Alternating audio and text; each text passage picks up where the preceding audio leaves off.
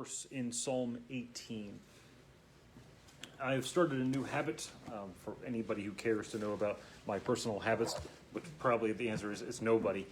ESV has been publishing these little booklets where it's like one book of the Bible and then like every other page is blank. And I bought the one for Psalms, and so every morning with my coffee I've been sitting down and going through Psalms and just basically taking notes on the Psalms as I go through. And thus you guys have been subject to a lot of lessons out of the Psalms. And this week, the one that struck me is here in verse 50. We're going to be kind of doing an overview of a lot of the Old Testament stories, ones that you guys know very well, and then making some very simple, very quick points at the end. But David here, if you look at your beginning of Psalm 18, this is the parallel passage to 2 Samuel chapter 22. So the context is that this is the song that to the Lord on the day when the Lord rescued David from the hands of all of his enemies and from the hands of Saul. So if you turn over to Psalm 22, this is the same basic format that's recorded for us in 2 Samuel 22. And he records all of the great deeds that God has done, and he ends the psalm in verse 50 to say that great salvation he brings to his king and shows steadfast love to his anointed, to David and to his offspring forever. It's the phrasing there in verse 50 that struck me, that it's great salvation that he brings. And this made me start to think about how God works in impossible situations. That the salvation that he brings is not just, well, it could have been circumstance or it could have been good luck, but he makes great salvation for his people. And there's some times throughout the Bible where God says, I cannot save you if it doesn't look like it was me. That there's a real possibility that whenever we look around at what God does in our lives, that we'll fail to see him in what he does. And what David acknowledges here in Psalm 18 is that God brings about great salvation. The other verse, if you want to keep your finger there in Psalm 18, we will turn back. But in verse 27, the other phrasing that popped out in verse 27 is he says, "For you save a humble people." Now, we use the term humble in two different ways. One, meaning I personally am humble before God, which I think is one of the direct applications here, that if you are humble before God, God gives grace to the humble, but opposes the proud.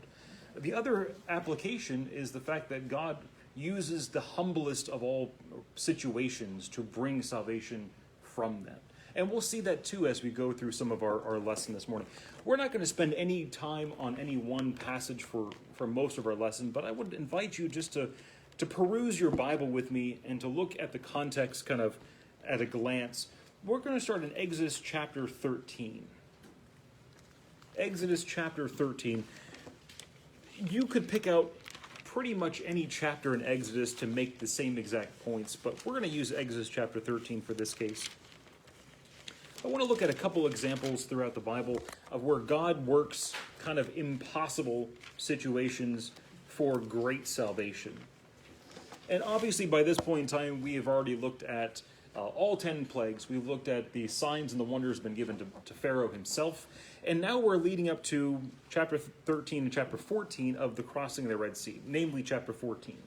I'll fire my typist later on, even though my notes are wrong. So chapter 14 is the crossing of the Red Sea.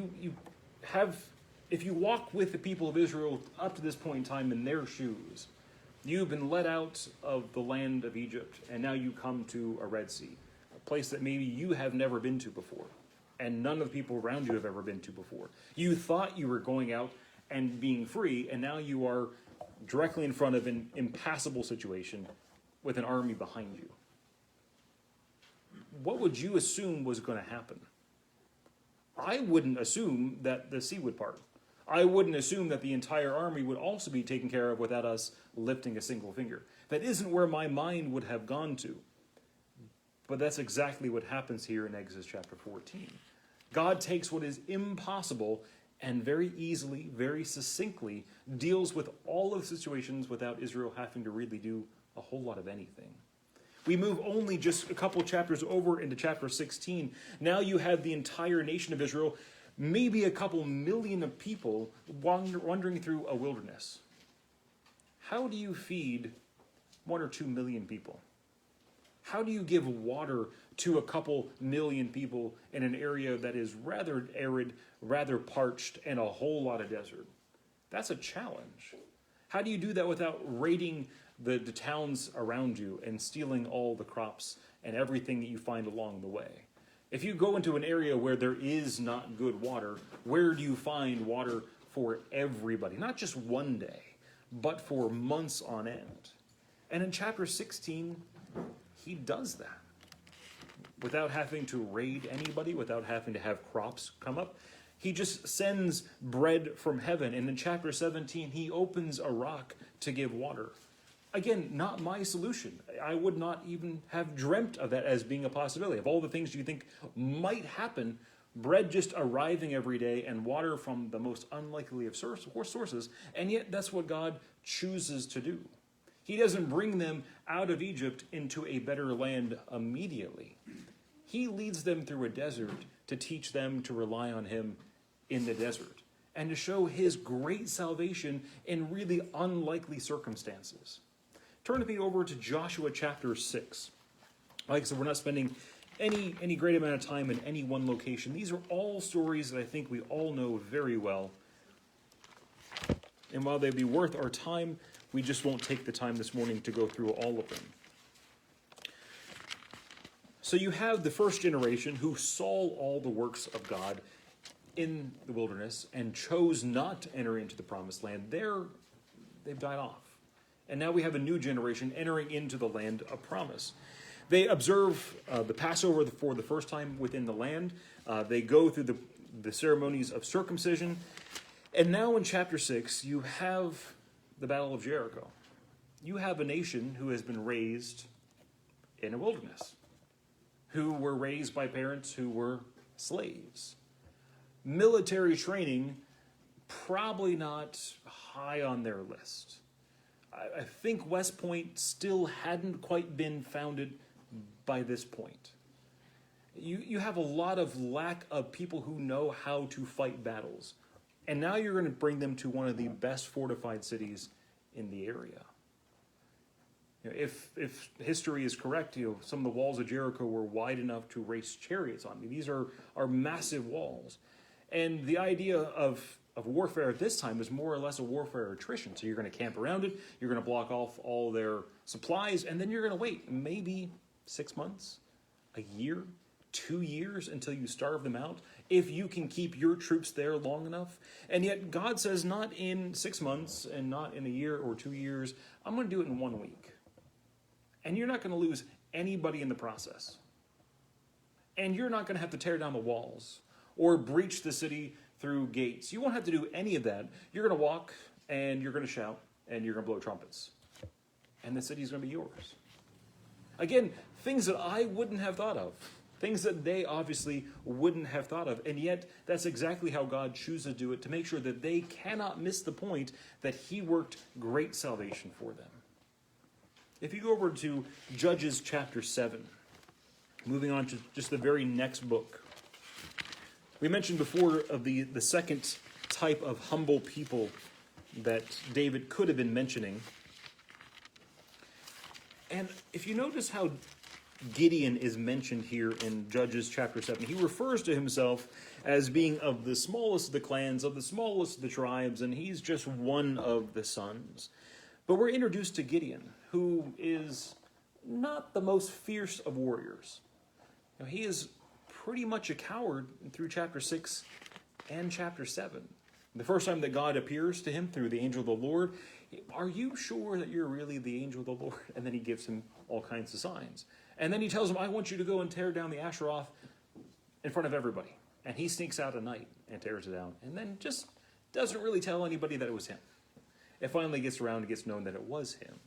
And then God sends him to go and to do more work. And he says, are you sure that you really are sending me? And he asks for God a sign. And then even after that happens, he says, let me test you one more time, which is a direct prohibition in the Old Testament, not to test the Lord your God. And he does anyways, twice. And then here in chapter 7, we have this army of 32,000 people. And God says, it is too much for me to give the Midianites into your hand with this many people. divide them. Anyone who's afraid, just go home. So 22,000 here in verse 3 leave. Only 10,000 remain. And the Lord said to Gideon, the people are still too many. I don't want you to miss this point, God is saying. I want you to see that this is not these 32,000. It's not even these 10,000 that are going to deliver. And so he gives this test, and there's a lot of debate over whether or not, or what this test means. And we're not going to get into any of the speculations. 300 remain. That's the point of it. That's what the Bible clearly states. 300 people come up into battle. Again, with unusual weaponry, at an unusual time, with a strange tactic, and God gives them into their hands. God works great salvation in Judges chapter 7. Go through any of the list of David's victories. Psalm 18 is the culmination of all of that, right where we had started, where he addresses this psalm at the time where God delivers him from all of his enemies and the hand of Saul. You think about what David has gone through, where David and his band of men fight against Saul and his whole army. Not just like once or twice, but seemingly for a couple of years. And then David writes this psalm here in Psalm 18 and says, great salvation you have brought. And the list can kind of go on and on and on, and I'm so tempted to do that. For 2 Kings chapter 6, some of all my favorite stories, I'm just going to unload all of them on you this morning, just for my sake. 2 Kings chapter 6 is Elisha, not to be confused with Elijah, but Elisha, and he is held up in the city of Dothan. It has been told to the king of Assyria that there's a man in Judah who, whenever you whisper in your bedchambers, that man in Judah tells what you whisper in your bedchambers to the king of Israel, or king of Judah, and he delivers them time and time again, or Israel, sorry. And so the king of Syria sends an army to Dothan and surrounds the city. And they wake up in the morning, and Elisha and his companion walk out to the city walls, and his companion starts to just lose it. How are we ever going to escape? This entire army has come here for me and for you, and all the people have to do is just chuck us over the walls, and they're saved. Who isn't going to do that? Who isn't going to kill us in order to save themselves? This is an impossible situation. And Elisha prays that the Lord open his eyes and see. The salvation was already there. It wasn't that he had to pray and that salvation would come. The salvation was already there, that the army of the Lord was already surrounding the Syrians in the first place. And without even them killing the Syrians, they were still rescued. I mean, you think every point in this time in 2 Kings chapter 6, you think, I know where this is going. I know what's going to happen next. And it doesn't. Whatever God chooses to do is the very thing that you wouldn't have dreamed that he was going to do in this book.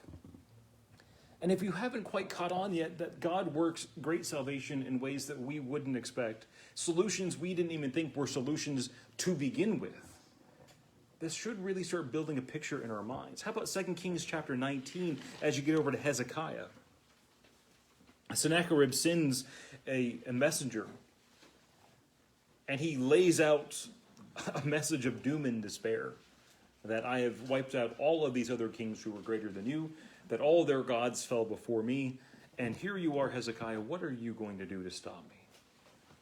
And so here in verse 14, Hezekiah receives the letter. He goes up and prays before the Lord, laying himself flat. And then by the end of chapter 19, in verse 35, that night the angel of the Lord went out and struck down 185,000 of the camp of the Assyrians. And when the people arose early in the morning, behold, they were all dead bodies. And the Sennacherib, the king of Assyria, departed and went home, leaving Nineveh, and lived in Nineveh.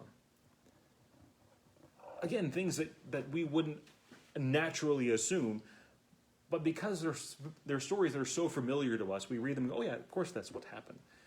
But if you were in that situation, if you were a Hezekiah situation, you would expect maybe God would answer, yes, I will help you in this battle. And maybe we'll grab one of the prophets and just hold up his hands for hours on end. And while his hands are up, maybe the battle will sway in our direction. Or maybe they'll turn and they'll leave, or something will happen that will win, but we're going to win at great cost. And what God chooses to do is to send just one angel, just one, while everyone's asleep, and slaughters 185,000 of them. So when they wake up, they lose complete heart and leave without Israel ever even going to battle in the first place.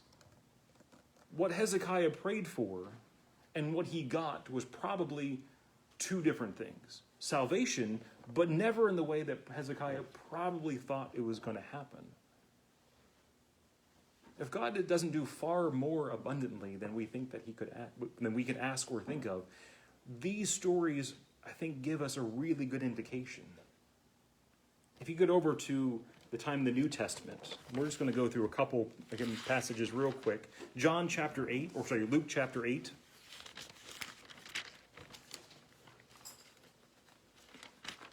They're in the boat, and the storm arises in verse 22. And Jesus is asleep, and they ask him, do you not care that we're perishing? And Jesus rebukes the wind and the waves, and they cease. And the question comes up, who is this man that commands even the winds and the water, and they obey him? Whatever they expected Jesus to do whenever they awoke him, whether, grab a oar and we're going to row, or you're going to fix the sails just right, or we're going to jump overboard, we're going to swim for it, whatever they expected him to do, it wasn't this. If it was this, then they wouldn't sit there and be amazed. So who is this that could do this? But he does. Over in John chapter 8, they see a man born blind. And they question of, what's the cause of this? And Jesus gives the answer. John chapter 9. I'm skipping ahead of myself already. In John chapter 9, Jesus gives the answer there at the very beginning of chapter 9 in verse 3. It wasn't this man's sin or his parents' sin that caused him to be born blind, but that the works of God may be manifest in him, or might be displayed in him. How is it that God works such great salvation? Did he find someone who had a tummy ache that day and said, I'm going to make you feel slightly better? He has arranged for this man to be born blind, so that whenever everybody saw what happened, that there was no doubt in their minds that it was God who did it, or should be no doubt in their minds. End of chapter 8 and verse 59, there's a crowd that picks up stones to throw at Jesus for what he was preaching, and he simply hides himself and leaves the temple. I don't know exactly what kind of crowd it would be. I'm assuming it's a fairly large crowd. Hiding yourself would not be a natural feat in this case. How does he get out of this situation? He doesn't wait until there's only two people and then he just escapes from two people. He waits until there's an entire crowd about to stone him, and then he chooses at that moment to be rescued. The list can kind of go on and on. In John chapter 20, obviously the resurrection from the dead. At the most dire of times, the command was given to Jesus. So how about, if God cares for you, how about you come down from the cross? Save yourself now at this point. But he chooses 3 days later, after he's dead. We can move on into the book of Acts and kind of go systematically through Acts with the apostles. When is it in chapter 12 that Peter's released from prison? It isn't until James is already beheaded. It's sometimes hard to wrap our minds around that, but James is beheaded first. And it's not that God cared for Peter more or cared less for James, but his salvation was expressly clear that after James was beheaded and at night, while praying, he was rescued. Or Paul, 2 chapters later, when he's stoned. Why isn't that God didn't rescue him earlier, before being stoned, rather than after being stoned? Or shipwrecked over in 2 Corinthians chapter 11, when he lists off all the things he went through. Or after being shipwrecked and being washed up on the island of Malta? Why is it they had to be bit by a snake? I mean, the list kind of goes on, but all of them show express times where God works great salvation. Now, all of this is going to lead up to just 4 simple points. The first one I would suggest is that oftentimes we want God's salvation to happen before it's dire. We want it to happen before anything gets out of control in our minds. And we promise ourselves that if it happens before that point in time, then we will definitely see God's hand in it. And we need to be honest with ourselves. Sometimes we don't see it. And oftentimes we don't see it. It's whenever the sea's in front of us and the enemy's behind it. That's when we see it. It's oftentimes whenever we pray and go to bed and wake up and the problem's solved without us lifting a finger. That's when we see it. But if we had all of our prayers answered the way that we want them to, pretty good bet that we would walk away thinking, I was so clever that I got myself out of the situation, that I was so wise to avoid these problems in the first place, that I did all the right things, I persuaded just the right way, I was smart in not going there and avoiding that, and I've earned this and I have achieved that all by myself. There are times where we have to be humbled first to see God's hand in the work in the first place. Even if we don't like it. The second observation I would suggest to you is that we question God's ability to save and to rescue when things are at their darkest. And yet, we know that that's when God works great salvation. We see the examples in scriptures and we see from our own past experiences, as well as others, the things that they have told us, that God works his most impressive works in our lives when things are at their worst. And yet, it's when times are worst that we begin to question the most. Sometimes we need to be a lot more Moses, who says, okay, here's the problem. God, where's the salvation? We need to be a lot more like Hezekiah of, I cannot do this. I go to God for salvation. Instead of being the people who throw their hands up and go, why would God do this to me in the first place? There's a reason that David calls on us to wait on the Lord and to wait on the Lord and to wait on the Lord so frequently throughout the Psalms. The third observation I would give you is that we often feel that things are too great for us and the challenge is unwinnable by ourselves. And we're right. Sometimes we hear the phrase that God does not give you more